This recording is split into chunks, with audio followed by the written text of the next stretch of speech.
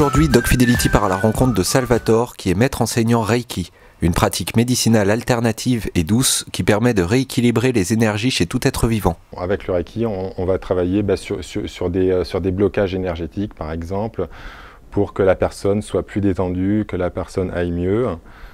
Et on peut également travailler sur des pathologies qui peuvent être un peu difficiles à vivre. C'est-à-dire que le thérapeute récupère l'énergie qui est tout autour de lui, il la canalise et il sert juste de tube, comme une sorte de tube. Et le receveur, donc la personne qui va recevoir le Reiki, va récupérer tout ce dont il a besoin. Donc là, on est dans une énergie illimitée. Le Reiki peut être pratiqué à la fois sur l'animal et sur son maître, améliorant le bien-être des deux à la fois. Alors, le Reiki s'adresse à tout le monde, donc avant tout sur les humains. Donc, on apprend le Reiki déjà pour travailler sur soi, pour se sentir mieux, pour être mieux dans son corps, dans sa tête et dans son environnement, tout simplement. On peut pratiquer le Reiki effectivement sur les animaux, mais que l'animal soit malade ou pas, ça peut être totalement bénéfique pour lui. Alors effectivement, on peut avoir une personne qui vient parce que son chien a mal au dos, a certaines difficultés. Et effectivement, on peut également faire du Reiki sur un animal qui n'a pas de soucis.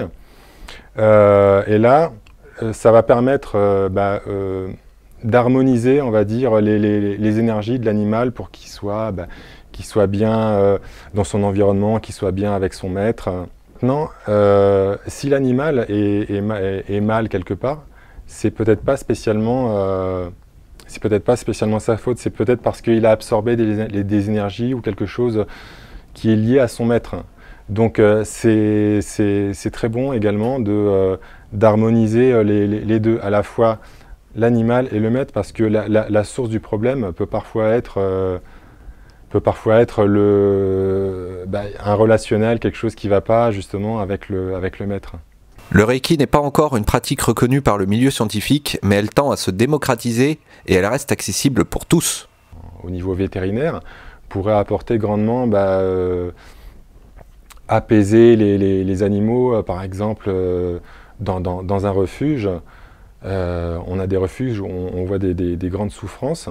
Et là, effectivement, on pourrait, une personne qui pratique le Reiki pourrait le pratiquer de manière globale dans un refuge et apaiser tout ça. Et ça, c'est déjà arrivé, où on arrive, où ça aboie de partout, où il y a du bruit, où on ne se sent pas bien. Et là, on se met en état de réception Reiki, en état de diffusion. Et là, on sent petit à petit que les aboiements commencent à s'apaiser, qu'un calme commence à s'instaurer. Et ça c'est vraiment flagrant. Et malheureusement, encore, ça reste assez difficile en France d'intervenir comme ça dans des lieux où il y aurait beaucoup d'animaux. Attention toutefois, comme toute discipline émergente, à bien sélectionner le professionnel que vous allez rencontrer.